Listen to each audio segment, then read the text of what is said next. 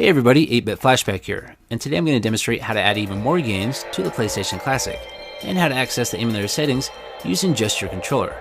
And before I get started, I would like to give a special thanks to everyone out there that's involved in the hacking community that has helped and contributed their time, such as YapFanLu, Honey Labs, Dan the Man, Mad Monkey, and Skull Gabby, just to name a few.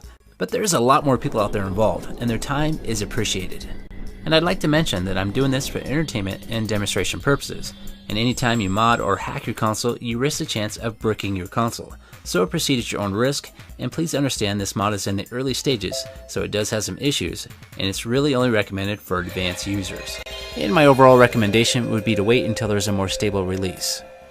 So as soon as I load the game, I can go ahead and access the emulator settings menu, and I can do that by pushing select and triangle at the same time. So let's quickly go through some of the settings. The first one's going to be to change the disk image from disk 1 to disk 2, etc. We also have save states, and we have 9 different slots to choose from, and that's something we did not have access to before. Then we can reset the game from here and load a CD image, and that's how we're going to load the games from the USB flash drive, and I got a bunch of them on there, and we'll be testing that here in just a few. Inside this menu, we can change the frame skips, the frames per second can display, plus we can change that region so we can get the full 60 frames per second. We can also mess with the controller mapping, but I really haven't messed with that. So most of the settings inside the menu will work, but there is going to be a few that don't do anything, so you're just going to have to play with it a little bit to see what works. Now I'm going to scroll up to Load CD Image and select that, and here's where we can select the games that are going to be on my USB flash drive. Now I should already be in the right directory for my game ROMs, but if I'm not, I can navigate to wherever I need to be by using the left and right buttons on the directional pad and the X button. So if I push all the way to the left to where the 2 dots are, that's going to be the beginning of the folder structure. And then if we push X, that's going to keep going back till we get to the home of the internal memory. Then from there we can navigate to Media, and that's where all my games are going to be located. And the media is actually my flash drive, so that's going to take me right to the root of my flash drive when I select Media. Now that I'm inside my media folder, I'm going to scroll over to the right until I get to the games folder. Then I'm going to scroll over to the right once more until I get to 21. And inside here is going to be where all my game ROMs are located, and I got a bunch of them inside here. And I've added about 30 different games to my flash drive, and that filled it all the way up, so I don't think there's a limit, but that's all I've tested so far. And I have heard that multiple different formats are working, but right now I'm only dealing with the bin and queue files. And what's nice about this is I didn't have to convert anything or change anything. All I had to do was add these games to a certain folder inside my flash drive, and they work.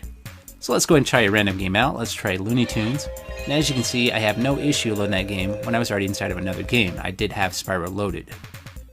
And I think I have played this game before, but it was a long time ago on my PSP. And I'm not going to do any extensive gameplay. I'm just loading the game to see if it works and sounds okay, and it seems to be working fine. So we'll try another game out. This is Duke Nukem. And now I'm going to go ahead and push select and triangle again and select another game. So it's that easy to change games.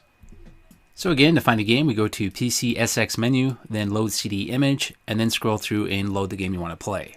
And I did do some testing by putting these games in different folders and locations on the flash drive, but I was not having any luck. Unless they were inside the 21 folder, I couldn't get them to work. And this is Medal of Honor, and I remember when this game came out, it was a pretty big deal. So now what I'm going to do is go ahead and reset the console, and that'll take us back to the main menu, and I'll show you what's going on there. And check this out, when you push that reset button, it gives you the option to do a save state for whatever game you originally loaded. So I started off with Spyro, but I ended with Medal of Honor. So I'm going to go ahead and save that game, and then I can go back to that game whenever I want to. So let's go ahead and load it now, and I'm right back where I left off. So this is good and bad because I'm mixing up those game saves. But it's also cool for the games I'm never going to play, like Battle Arena. I don't care for this game, so I might as well use this for a donor for a save game state, and it makes a nice little shortcut.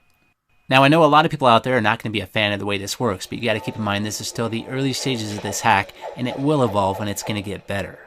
And on top of that, we don't have to overwrite that game save state that's in the main menu. We can actually just save the game inside the emulator settings with that 9 available save state slots. But for myself, I actually prefer doing it this way because I can create those shortcuts right on the main menu for the games that are on my USB flash drive. But obviously it would be better if I could just get rid of the games I don't like and add the games I like right to the main menu. And maybe that might be coming in the next hack. So now I'm going to briefly show you how to do this hack, but keep in mind this is probably going to evolve very fast and be different by tomorrow. So this is what you're going to want to download, and I'll make sure to provide a link down below. You'll click on the download at the top, Then once you're done, go ahead and open that folder. Once you open that up, that should be inside of a zip archive. So what we want to do is extract the contents of this and put that inside of a USB flash drive that's formatted with FAT32 and labeled Sony in all caps. So we want the name of that flash drive to be Sony. So my USB flash drive is on the right, and I've already extracted the contents to this folder. And notice I do have a couple extra folders, and those are just for testing purposes. Those will not be included with the download. And if you've already done this hack from my previous video, then the only thing you need to transfer over is the LOL hack folder. So you're just going to extract that from the zip archive and put that inside your flash drive, and that'll replace the contents of the LOL hack. And I would like to mention that you're not limited to a USB flash drive. You can use a USB hard drive, but it needs to be 2.0. I did try to test out some 3.0 hard drives, and I had no luck. And on top of that, there is going to be some flash drives and hard drives that are just not compatible, even if they're 2.0. For myself, I'm using a SanDisk Cruiser 16GB flash drive, and it seems to be working great. So now it's time to add some games, and it's super easy. So what we want to do is click on the games folder, and I'm going to go ahead and zoom in here so we can see better. So we're going to click on this, and inside here is going to be a 21 folder. And now we want to go ahead and open that 21 folder as well. And inside this folder is going to be a fake game that consists of 5 different files. And I did talk about this in my previous video if you want to check that out. But what you can do with this is convert it to a real game, but I won't be explaining that in this video. All we're going to do is just add games to this folder so we can play them. And keep in mind that this hack does not provide any games, so you're going to have to come up with those on your own. For myself, I already have a bunch of games that are backed up to my flash drive. They're just in a different location, so now I'm going to navigate to where my games are located. So I got a bunch of games here, and I'm just going to select them all and move them to that 21 folder. And I did try to play the games from different locations on the flash drive, but what seemed to work best was keeping them inside that 21 folder. So to start with, I just got one fake game inside here, and I'm about to add a whole bunch more. And I just added as many games as I could that would actually fit on my flash drive, which is a SanDisk Cruiser. Now for this test, I'm just using bin and queue format for my PlayStation games, but I have heard that there is some other formats that are working, so you can test them out if you'd like. And for all the games that have multiple bin files, they'll work as well. Okay, my flash drive is all set up and ready to test out, so the first thing we want to do is go ahead and power up the PlayStation and get located on the main menu. Now go ahead and plug in your USB flash drive or hard drive. Once it's plugged in, go ahead and wait a few seconds and then power it down by hitting the power button. And there's a chance it may not power all the way down, and that is one of the issues that is involved with this mod, but that's okay because we have to do a power cycle anyway by unplugging the power cord. So go ahead and unplug that cord, and then you can go ahead and plug it right back in, and then go ahead and power the PlayStation back up. And if everything goes well, you should be greeted by a new custom game icon with just text only inside the main menu. But for my setup, it is going to be a little bit different because I did convert that fake game that was inside the games folder to a real game, and that game is Spyro. And I did talk about that in my previous video in great detail, so if you want to learn more about that, I'll make sure to leave a link down below.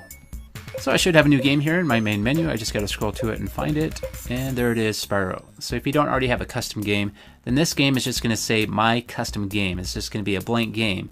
But you can still click on it, and it's just going to load a PlayStation BIOS that looks just like this. And from here, you can select whatever game you want from the flash drive using the emulator menu.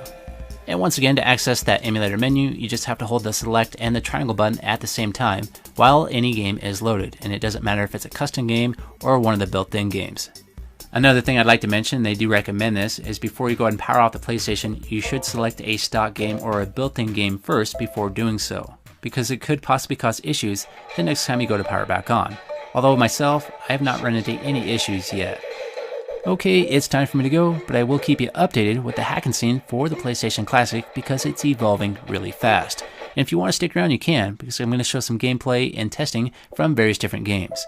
Have yourself a great day, and I'll see you next time.